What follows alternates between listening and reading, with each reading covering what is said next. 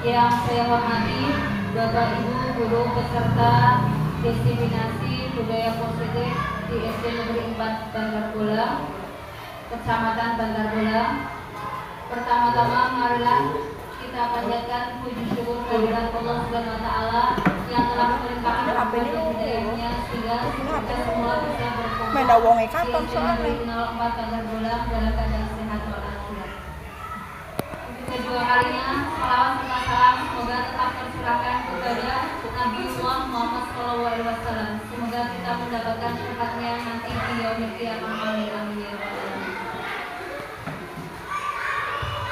Untuk mengawali acara pada hari ini yaitu diseminasi budaya positif di SD Negeri 04 Bandar Bolang, Kecamatan Bandar Bolang oleh Ibu Lilik Setiani, SPD MPD. Saya akan bacakan susunan acara pada hari ini. Yang pertama pembukaan, yang kedua menyanyikan lagu Indonesia Raya, yang ketiga sambutan Kepala Sekolah SD Negeri 04 Bandar Bolang, yang keempat presentasi materi budaya positif, dan yang kelima penutup. Marilah kita buka acara pada siang hari ini dengan membaca basmalah. Bismillahirrahmanirrahim. Untuk acara kedua yaitu menyanyikan lagu Indonesia Raya yang akan dipimpin oleh Ibu Bibi. Hadirin diharapkan berdiri.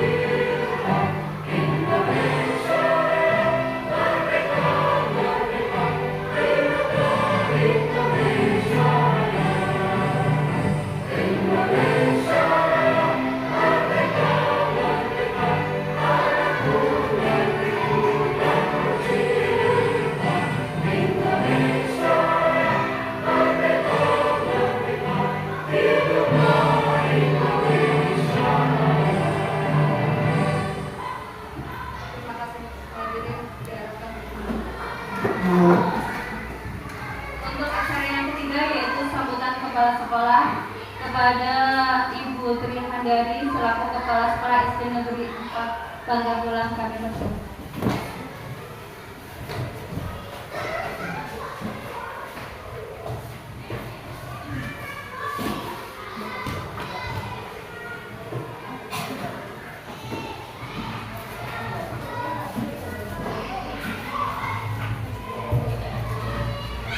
Assalamualaikum warahmatullahi wabarakatuh. Yang saya hormati peserta diseminasi pada siang hari ini. Marilah untuk yang pertama dan utama kita mengucapkan syukur kepada Allah Subhanahu wa taala atas limpahan nikmat, rahmat dan hidayah serta inayah yang kita dapat berkumpul di tempat ini dalam keadaan sehat walafiat tak kurang serta apapun. Selawat serta salam marilah kita selalu haturkan kepada junjungan kita Nabi Muhammad SAW yang mudah-mudahan yang kita nantikan syafaatnya di dunia dan di akhirat. Amin ya rabbal alamin. Hari ini sekalian yang saya hormati, pada kesempatan siang hari ini Ibu Lili Setiani sebagai calon guru penggerak akan mengadakan kegiatan diseminasi yaitu tentang budaya positif. Mudah-mudahan pada kegiatan hari ini akan membawa dampak perubahan yang positif bagi kita yang ada di SD kita masing-masing, khususnya di SD 04 Bandar Bolang. Dengan budaya positif tersebut diharapkan anak-anak mempunyai perubahan perilaku, perubahan karakter yang lebih baik, sehingga dimensi tema pada kurikulum Merdeka bisa terlaksana dengan baik. Marilah kegiatan ini kita ikuti dengan sebaik-baiknya. Mudah-mudahan Allah meridhoi kegiatan ini sehingga membawa manfaat yang baik. Demikian dari kami. Wabillahi taufiq wal hidayah. Wassalamualaikum warahmatullahi wabarakatuh.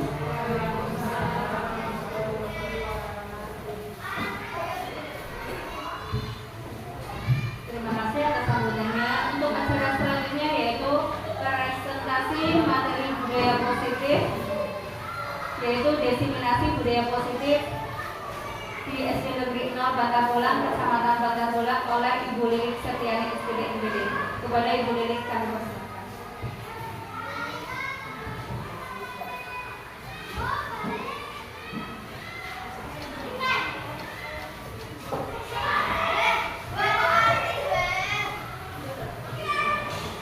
Assalamualaikum warahmatullahi wabarakatuh.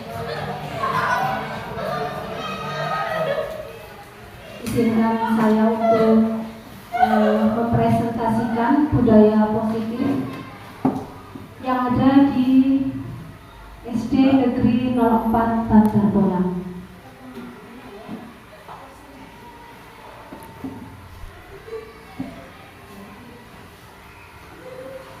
Koneksi antar materi modul 1.4 yaitu antara modul 1.1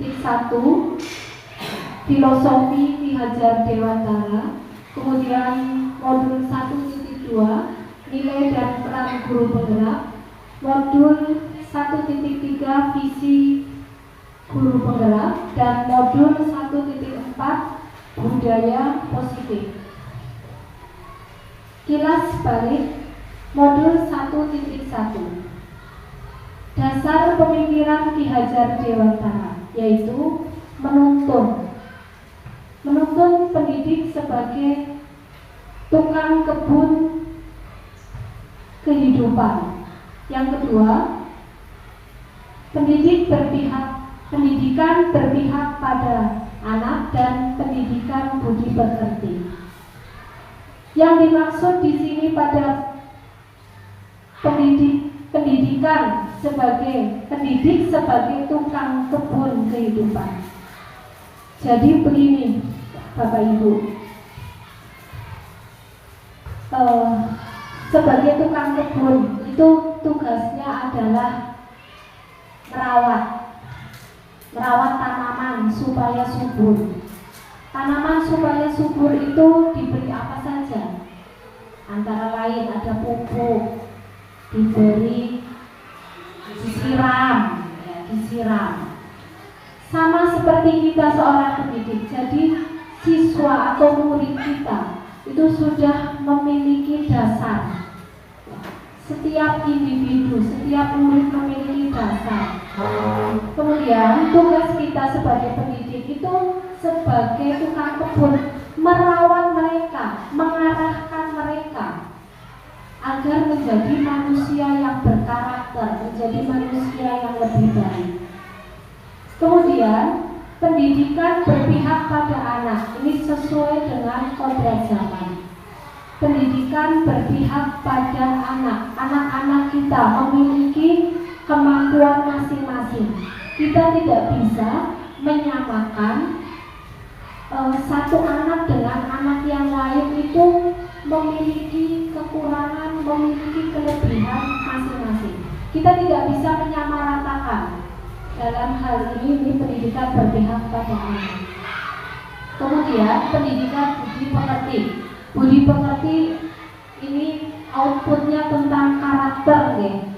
Karakter siswa kita menjadi siswa yang berbudi pekerti baik, siswa yang berkarakter. Nah, tugas kita sebagai pendidik ini agar nanti anak-anak kita tidak hanya memberikan materi saja, tidak hanya memberi, tapi juga tentang moral begitu.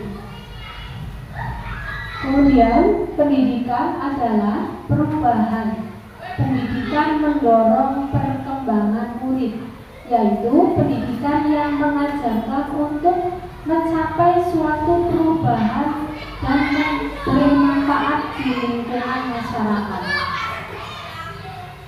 Berdasarkan pada filosofi pendidikan Ki Hajar Dewantara, guru mulai membangun dan menegakkan nilai dan peran guru untuk mewujudkan profil belajar Pancasila. Ini tadi untuk modul 1.1. Selanjutnya untuk kilas balik modul 1.2. Nilai yang harus dimiliki seorang guru penggerak.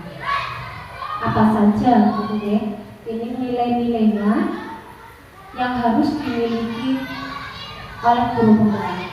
Yang pertama, reflektif, mandiri, berpihak pada murid, inovatif, kolaboratif. Reflektif, jadi guru penggerak bisa merefleksi diri kita. Apa sih yang sudah kita ajarkan, apa yang sudah kita berikan pada siswa kita, pada murid-murid kita, apa yang harus diperbaiki. Kemudian mandiri, kita melatih murid-murid kita untuk mandiri, berpihak pada murid, seperti tadi yang sudah saya katakan, bahwa setiap murid memiliki kemampuan masing-masing. Kita tidak bisa menyamaratakan dalam satu kelas. Harus kemampuan siswanya itu tidak bisa kita harus rata, harus sama begitu, karena setiap anak tadi sudah memiliki bakat sendiri-sendiri, sudah ada bawaan sendiri-sendiri karena kemampuan mereka berbeda-beda. Kemudian inovatif, bagaimana kita ini berinovasi pada dalam pembelajaran di kelas. Kemudian kolaboratif, mengkolaborasikan ya. Nilai dan peran guru penggerak. Nilainya, apa saja nilai-nilainya? Mandiri, reflektif, kolaboratif, inovatif, berpihak pada murid. Perannya ini menjadi pemimpin pembelajaran. Jadi kita seorang guru itu menjadi pemimpin pembelajaran. Kemudian menggerakkan komunitas praktisi. Komunitas praktisi misalkan dengan adanya sekarang Kompel begitu ya, AKG, ini adalah komunitas praktisi. Kemudian menjadi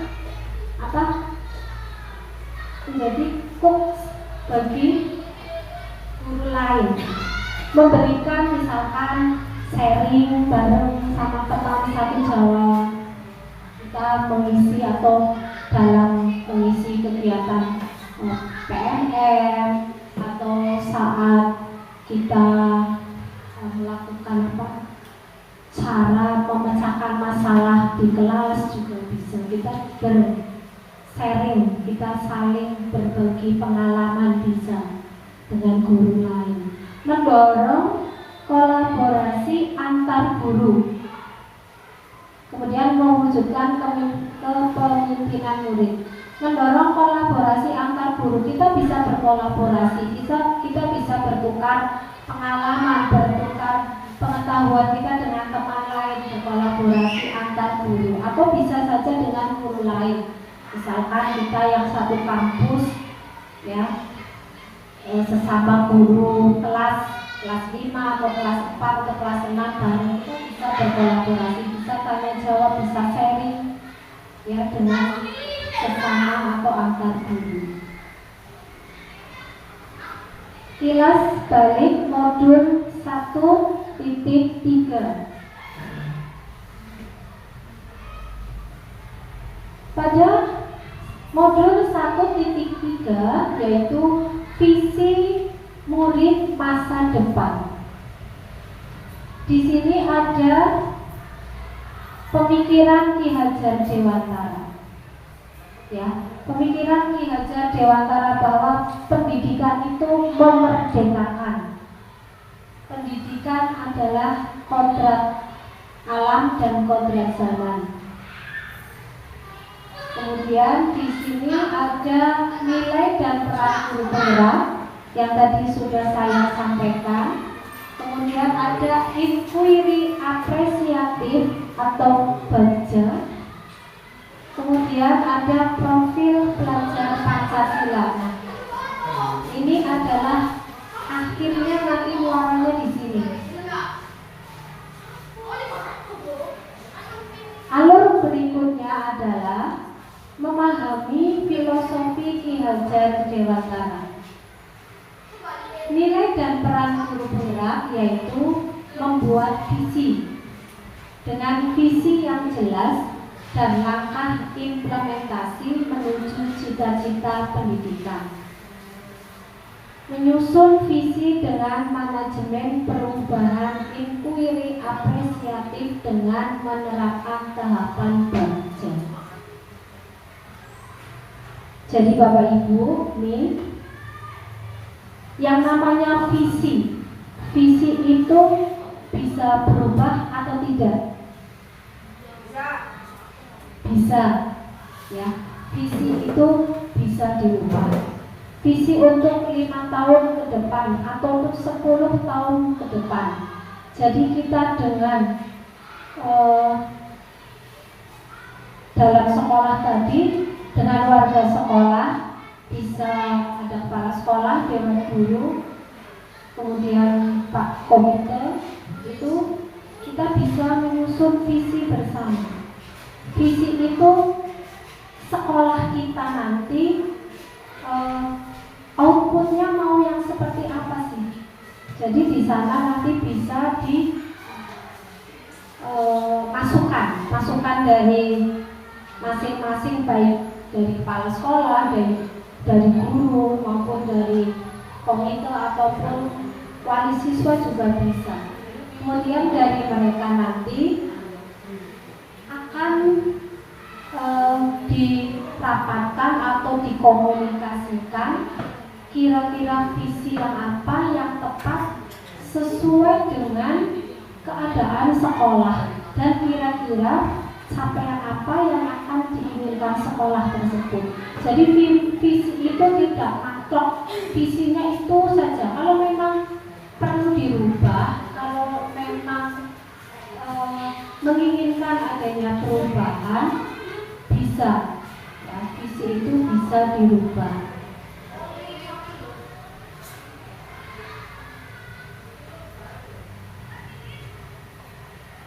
Pendekatan inquiry apresiatif diterapkan melalui tahapan-tahapan yang dikenal dengan bagja.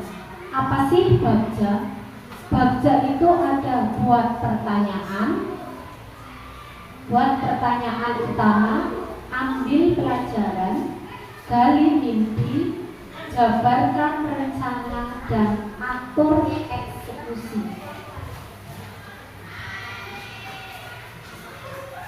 Kilas balik modul 1.4.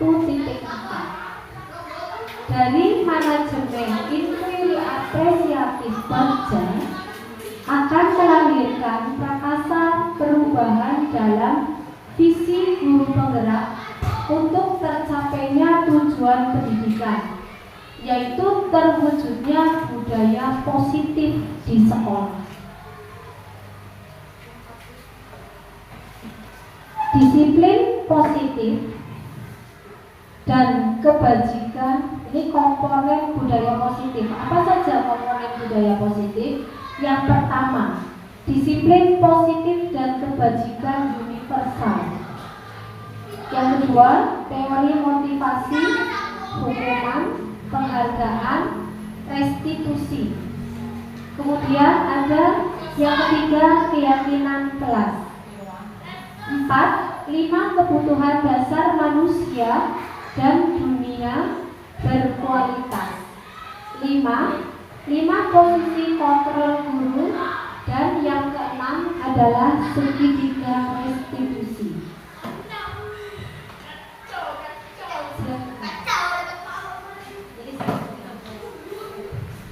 Refleksi pemahaman modul 1.4 budaya positif. Sejauh mana pemahaman Anda tentang konsep-konsep inti yang telah Anda pelajari di modul ini?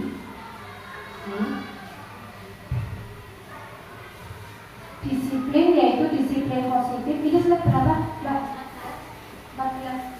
Disiplin positif, teori kontrol, teori motivasi, hukuman dan penghargaan, posisi kontrol guru, kebutuhan dasar manusia, keyakinan kelas, dan segitiga restitusi.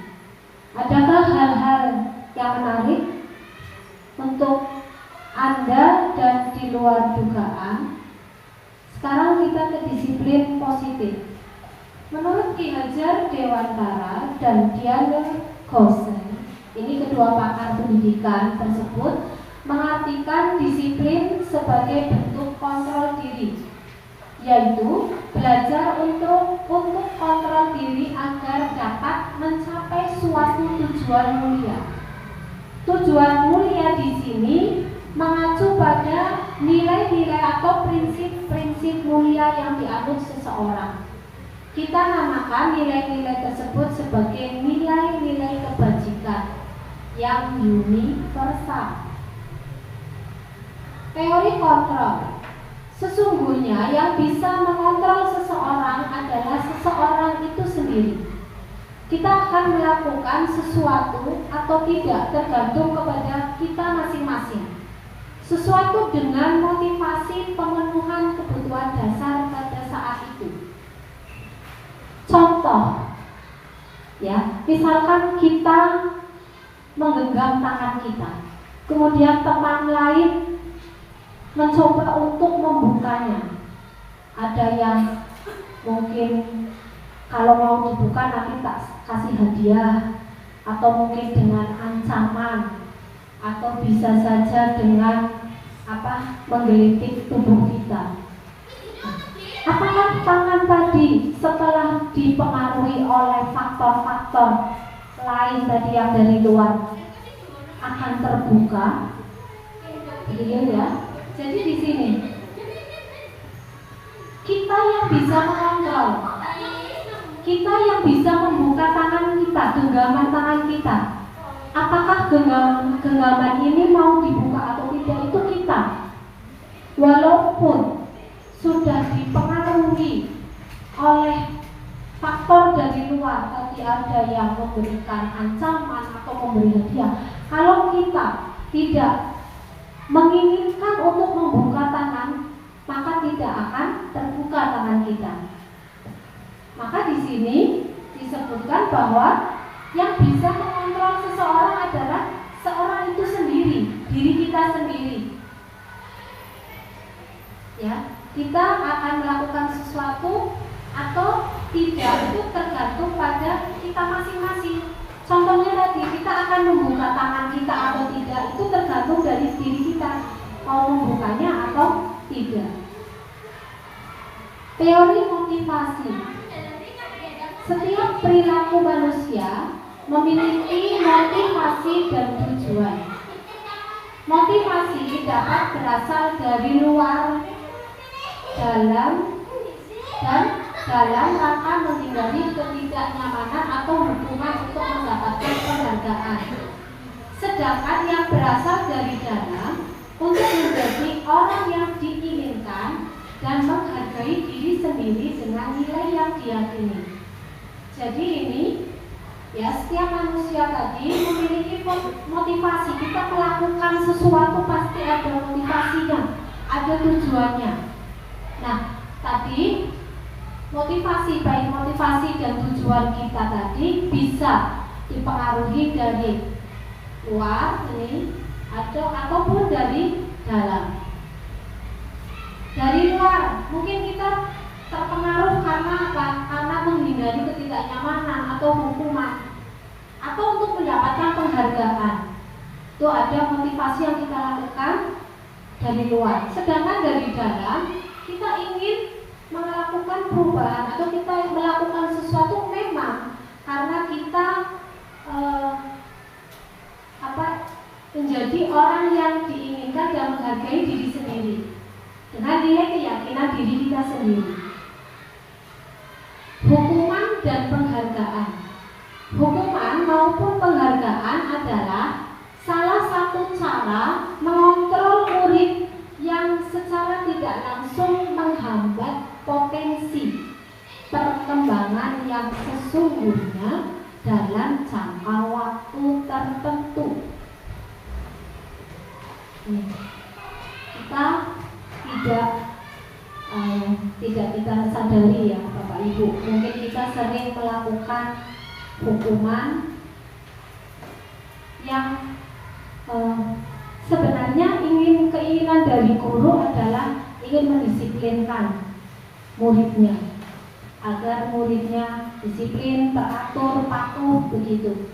Tapi sebenarnya hukuman tadi ini ya secara tidak langsung menghambat potensi perkembangan yang sesungguhnya dalam jangka waktu tertentu. 5 kebutuhan dasar. Kebutuhan dasar manusia ini yang pertama ada kebutuhan bertahan hidup. Kemudian kebutuhan kasih sayang dan rasa memiliki. Yang ketiga kebebasan. Keempat kesenangan. Dan kelima penguasaan. Dan setiap individu manusia pasti memiliki kebutuhan dasar yang berbeda. Antara si A dan si B kebutuhan dasarnya berbeda.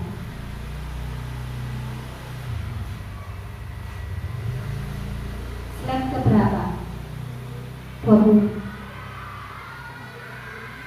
Keyakinan kelas. Nilai-nilai kebajikan yang diyakini oleh kelas untuk menumbuhkan motivasi intrinsik dan budaya positif di kelas. Jadi dari hukuman tadi atau kita biasa menerapkan merasa bersalah, kita menghukum siswa, kemudian jadikanlah tadi kita terapkan ke siswa-siswi kita atau murid kita itu tentang keyakinan kelas. Keyakinan kelas adalah nilai kebajikan yang diyakini oleh kelas tadi yang sudah disepakati sehingga akan menumbuhkan budaya positif di kelas.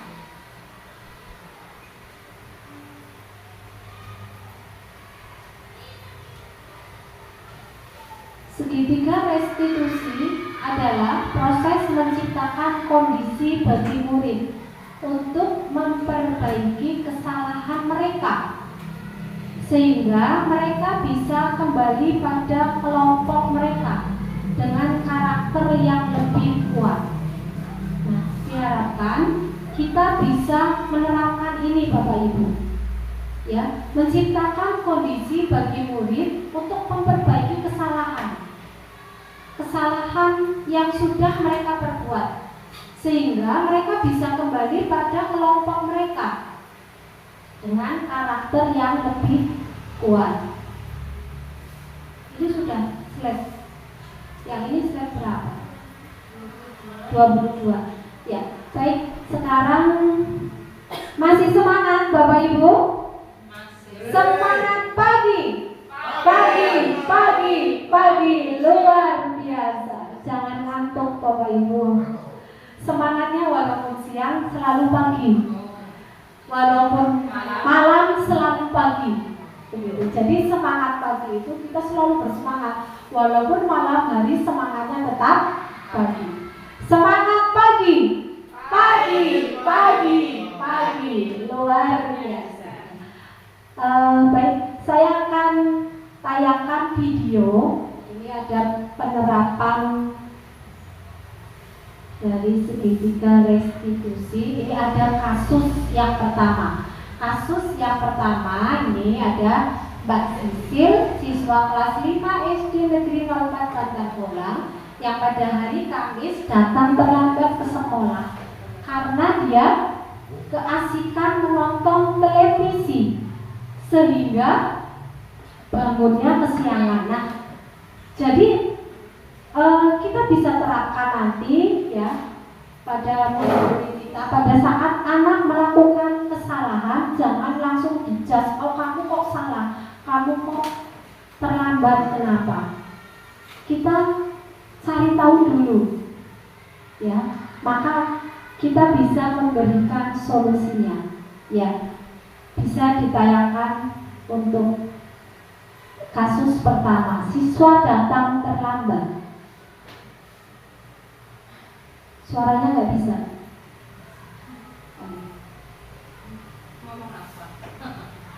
Ini penerapan segitiga restitusi Bapak Ibu. Jadi pada saat siswa tersebut tadi datang terlambat, begitu, kemudian guru ini bertanya tentang permasalahan yang terjadi sehingga anak tersebut terlambat. Kemudian setelah guru bertanya, siswa tersebut ini memberikan alasan. Alasannya dia datang terlambat karena nonton TV yang terlalu malam sampai jam 11 malam sehingga bangunnya kesiangan. Kemudian sesuai penerapan segitiga restitusi tadi, guru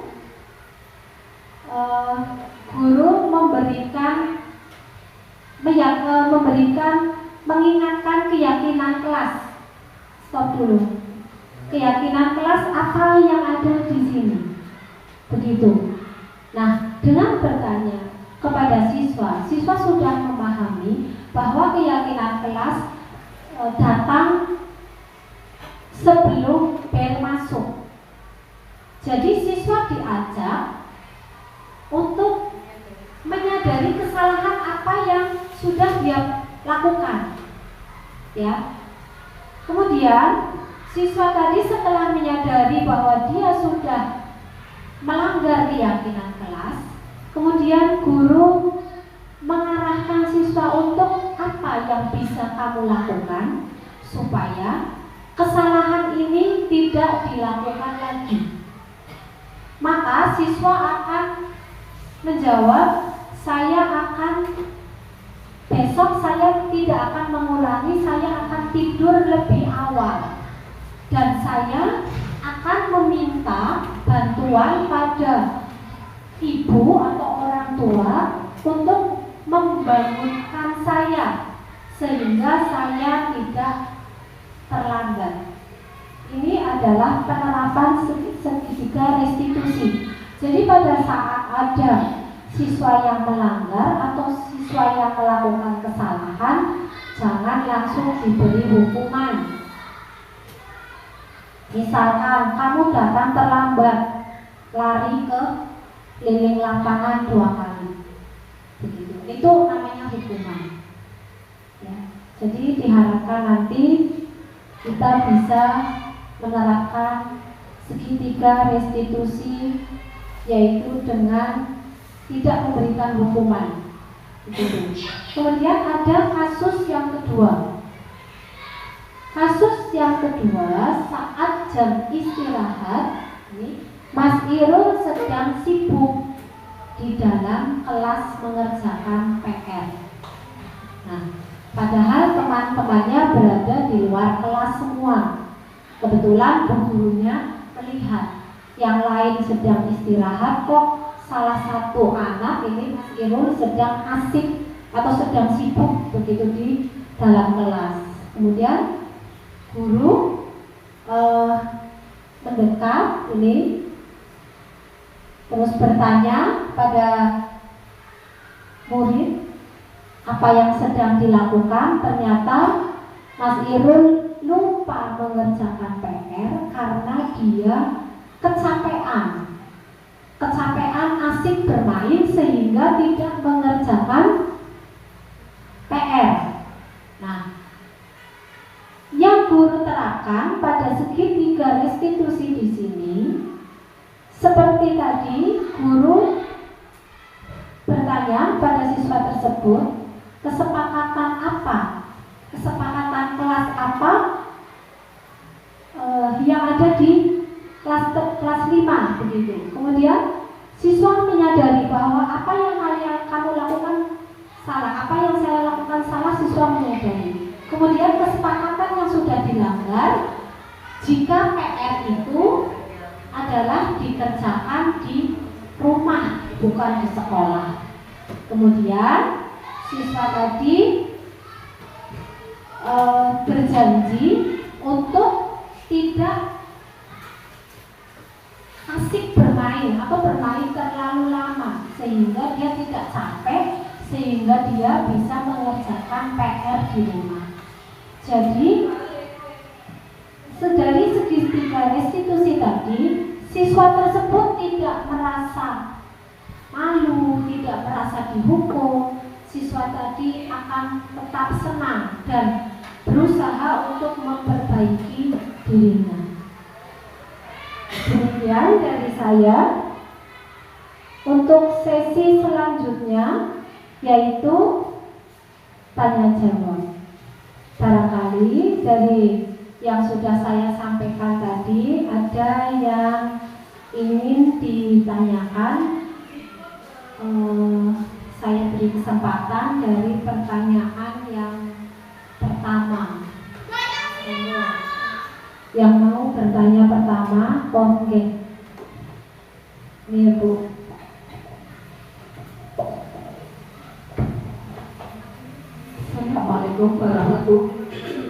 Assalamualaikum warahmatullahi wabarakatuh. Saya Nati Bermayanti dari SDN 66 Pandagolan. Sebelumnya terima kasih atas waktu yang diberikan kepada saya untuk bertanya mengenai materi yang diberikan oleh Ibu Lili. Untuk video yang sudah Ibu tayangkan itu berarti setelah mempelajari modul ini ya Bu? Iya, betul.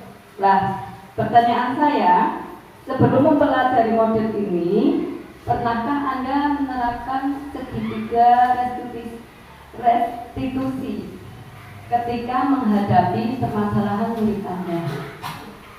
Kemudian, jika iya, tahap mana yang Anda sampai tahap mana Anda mempraktekannya dan bagaimana cara Anda mempraktekannya? Begitu, Bu Lili. Terima kasih. Terima kasih pada Ibu Neti. Pertanyaannya tadi adalah apakah saya pernah melakukan sebelumnya segitiga restitusi tersebut dan penerapannya seperti apa, begitu ya intinya ya. Jadi sebelumnya saya sering melakukan hal-hal tersebut, hal-hal yang sesungguhnya ternyata bagian dari konsep segitiga restitusi. Tapi dulu karena belum mempelajari modul ini, kita belum tahu, saya sendiri belum tahu, ternyata itu adalah penerapan dari segitiga restitusi. Pada saat siswa misalkan datang terlambat atau tidak mengumpulkan tugas, saya pasti bertanya, kenapa kamu tidak mengumpulkan tugas? Itu sebenarnya sudah masuk ke segitiga restitusi. Kita bertanya apa alasannya, kemudian siswa memberikan alasan dia tidak mengerjakan tugas mungkin karena alasannya yang biasa itu karena kemarin tidak masuk sekolah Bu, karena kemarin lupa atau pergi diajak ibu begitu. Nah kemudian dalam hal ini biasanya kan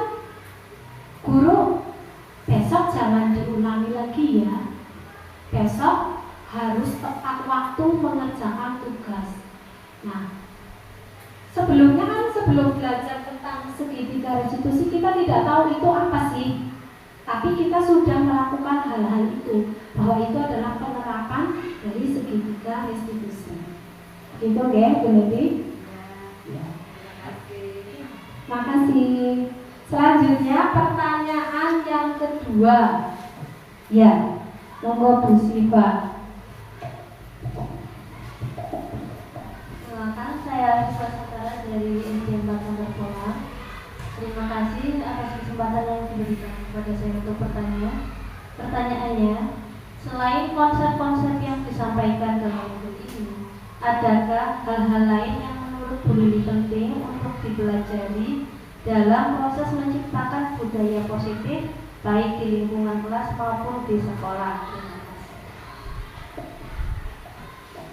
Ya, pertanyaannya tadi tentang budaya positif ya, yang perlu dipelajari. Ya, baik.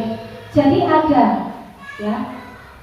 yang perlu kita pelajari, yaitu menurut saya penting juga mempelajari bagaimana membangun komunikasi efektif dengan pihak lain, ya, sehingga memudahkan guru untuk melakukan pembebasan pemahaman kepada pihak lain demi terwujudnya disiplin positif di kelas dan di sekolah. Di sini bagaimana kita berkomunikasi dengan pihak lain. Pihak lain di sini bisa dengan teman sejawat. Kemudian bisa juga dengan kepala sekolah. Itu. Dengan budaya-budaya positif yang ada di sekolah, kita bisa berkomunikasi. Kita ingin murid-murid kita terbiasa dengan budaya positif, dengan disiplin positif di kelas dan di sekolah. Jadi kita bisa tadi dengan sharing saat ada permasalahan di kelas.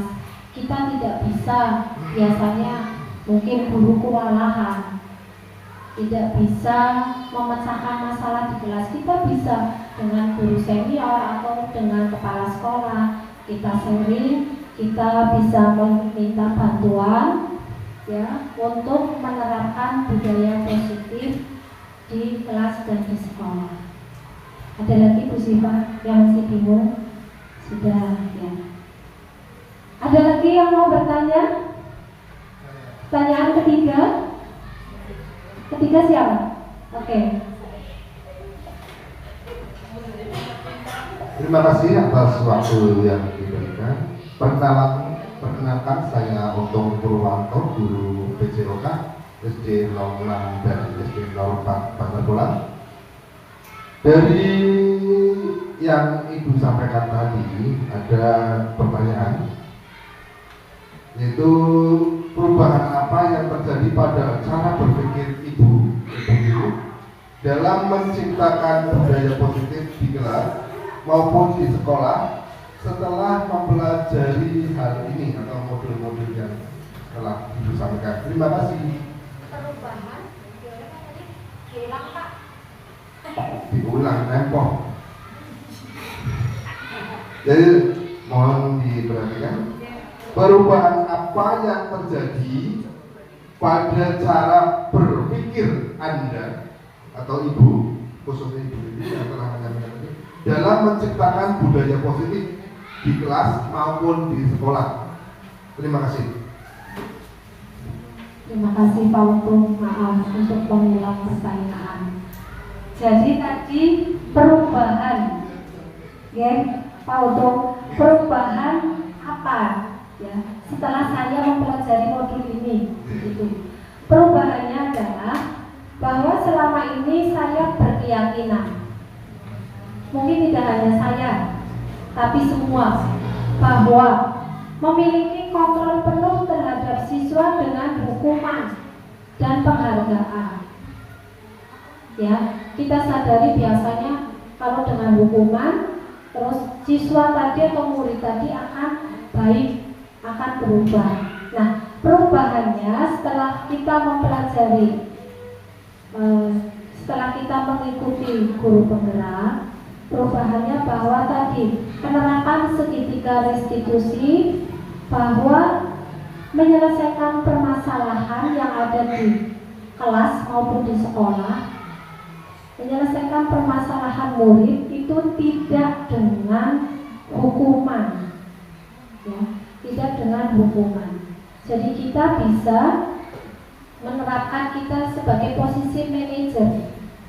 Posisi manajer itu pada saat siswa melakukan kesalahan, kita mencari tahu dulu tadi permasalahannya apa, kemudian kita bisa mengingatkan pada siswa tersebut tentang keyakinan kelas, sehingga siswa tadi menyadari akan kesalahannya dan akan merubah dirinya untuk tidak mengulangi. Jadi kalau dengan hukuman, ya Bapak Ibu, biasanya itu yang ada murid akan dendam. Seperti yang sudah di awal tadi sudah saya sampaikan, hanya memberi jerat dalam jangka waktu itu. Nantinya dia akan mengulangi kesalahannya lagi. Kemudian kalau untuk kelas-kelas yang tinggi, kelas besar misalkan kayak SMA, dendam sama gurunya, bisa jadi motor pas saat mau pulang bannya sudah kempes, dikempesi sama muridnya. Karena apa? Ada rasa sakit hati, ada rasa dendam. Jadi perubahan yang saya lakukan tadi adalah dengan segitiga restitusi, menerapkan guru sebagai manajer. Sudah paham? Ya, baik. Terima kasih. Pertanyaan selanjutnya, silakan. Ya, Ibu Febi. Terima kasih untuk waktunya. Perkenalkan, nama saya Febi Dwi Angga ini, guru dari SDN 04 Bandar Bolang. Yang ingin saya tanyakan kepada Bu Lili, menurut Bu Lili terkait pengalaman dalam penerapan konsep-konsep tersebut, hal apa sajakah yang sudah baik dan adakah yang perlu diperbaiki? Terima kasih. Konsepnya, ya, konsep menurut saya terkait tadi pengalaman dalam penerapan konsep-konsep tadi, hal apa saja yang sudah baik, kemudian apa yang perlu diperbaiki. Hal baiknya ada peraturan yang mengikat sehingga tinggal diubah menjadi keyakinan. Jadi di setiap sekolah pasti ada yang namanya peraturan sekolah. Ya, kalau peraturan itu kan yang membuat hanya satu pihak, yaitu guru maupun kepala sekolah. Betul kan, Bapak Ibu? Ya, peraturan. Jadi kalau peraturan tadi hal baiknya kita mengubah peraturan tadi diubah menjadi keyakinan, baik keyakinan kelas ataupun keyakinan sekolah. Ya, kita ingatkan lagi yang namanya peraturan sama keyakinan tadi bedanya apa? Kalau peraturan itu berarti hanya satu pihak saja. Murid harus nurut, harus mengikuti aturan. Terus kalau hanya satu pihak, bisa saja pihak yang lain tadi ada pertentangan, ketidaksepakatan. Betul ya, Bapak Ibu? Sedangkan kalau keyakinan itu sudah disepakati bersama. Keyakinan kelas, apa saja yang dibuat, baik dari guru, dari siswa, semua siswa menyampaikan apa saja keyakinan kelas yang harus diyakini bersama. Itu namanya keyakinan kelas. Kemudian kebiasaan guru yang cenderung menjadi penghukum, membuat merasa bersalah, untuk bertransformasi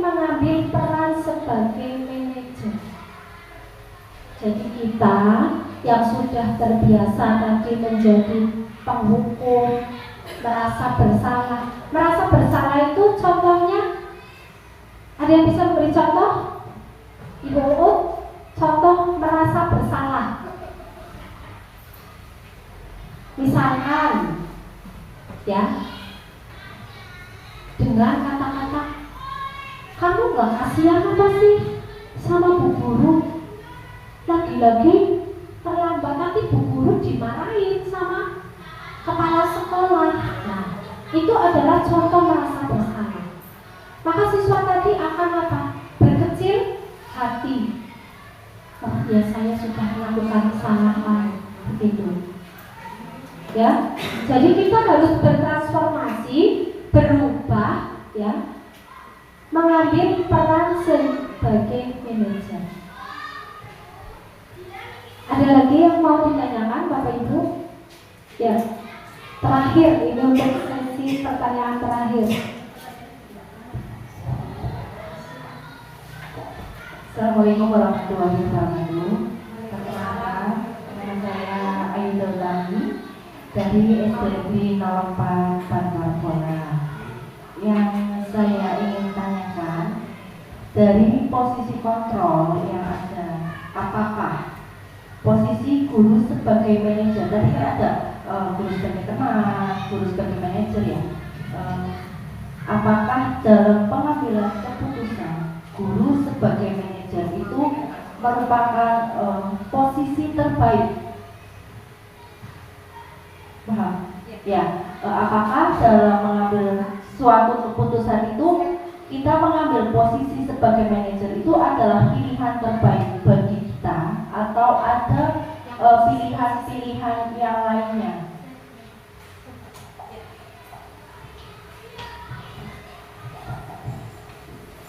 Terima kasih. Jadi tadi pertanyaannya adalah apakah posisi manajer adalah sebelum dua-dua. Posisi manajer adalah posisi terbaik, gitu. Ya. Ada slide-nya.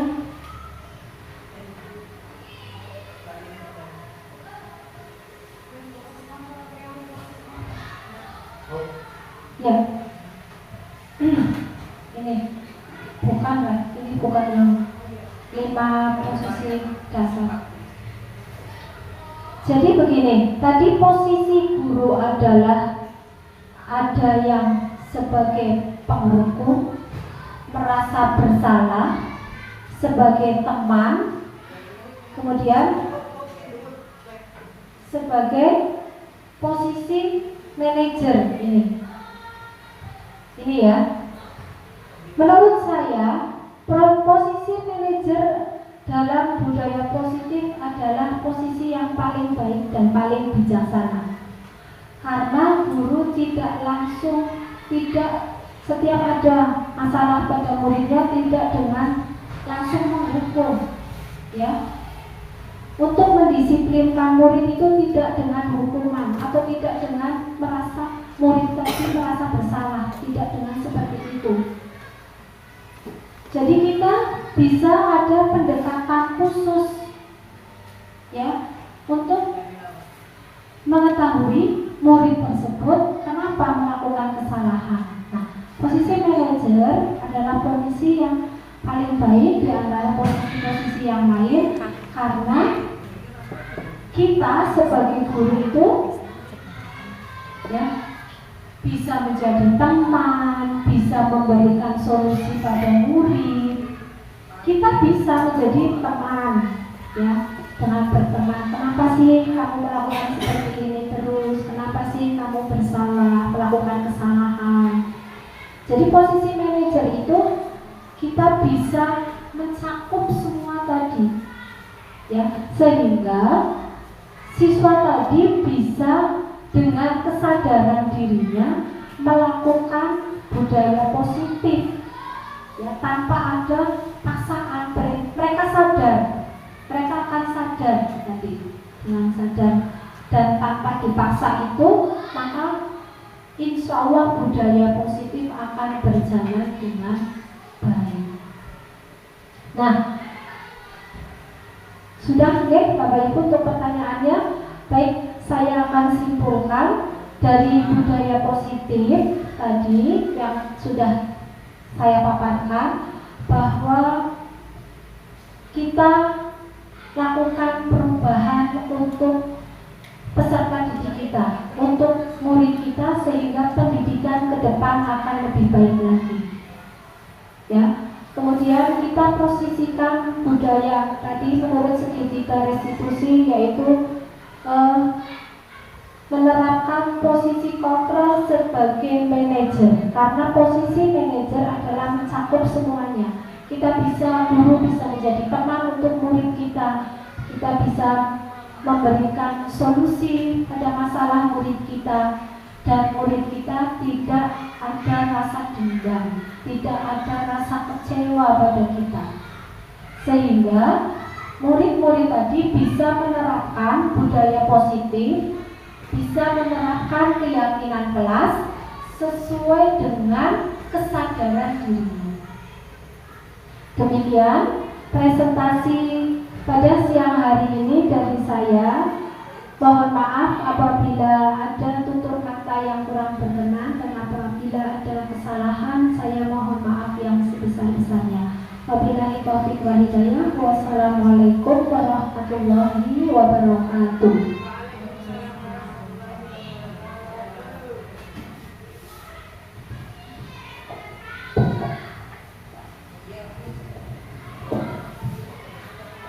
Terima kasih atas pemaparannya tentang diseminasi budaya positif di SD Negeri 04 Bantar Bulang. Dari segi 3 restitusi tersebut, yaitu proses menciptakan kondisi bagi murid untuk memperbaiki kesalahannya sehingga karakter mereka lebih kuat ketika kembali pada kelompoknya. Semoga dari paparan tersebut kita mendapatkan wawasan baru tentang pembelajaran, yaitu diseminasi budaya positif. Saya selaku pembawa acara mohon maaf apabila ada kekurangan. Mari kita tutup acara pada siang hari ini dengan membaca hamdalah. Alhamdulillahirabbil alamin. Mohon maaf apabila banyak kesalahan. Wabillahi taufiq wal hidayah. Wassalamualaikum warahmatullahi wabarakatuh.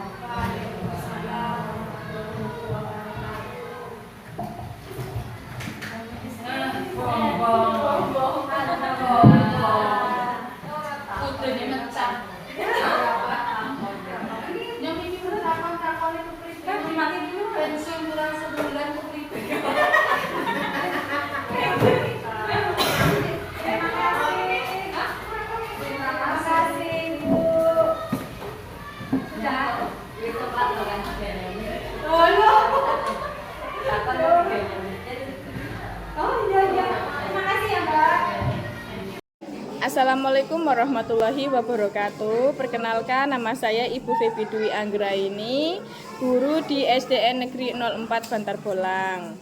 Saya di sini sebagai teman sejawat dari Ibu Lili Septiani SPD MPD, calon guru penggerak.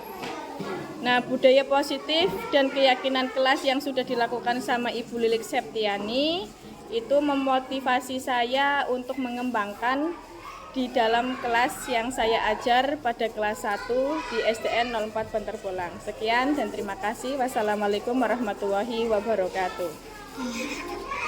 Nama saya Hafla Raisa Nadine. Saya kelas 5 dari SDN 04 Bantar Bolang. Saya diajar oleh Ibu Lilik. Pembelajaran dari Ibu Lilik sangat menyenangkan. Jika ada anak yang melakukan kesalahan, tidak dimarahi oleh Ibu Lilik. Bu Lilik selalu mengingatkan keyakinan kelas. Terima kasih Bu Lilik.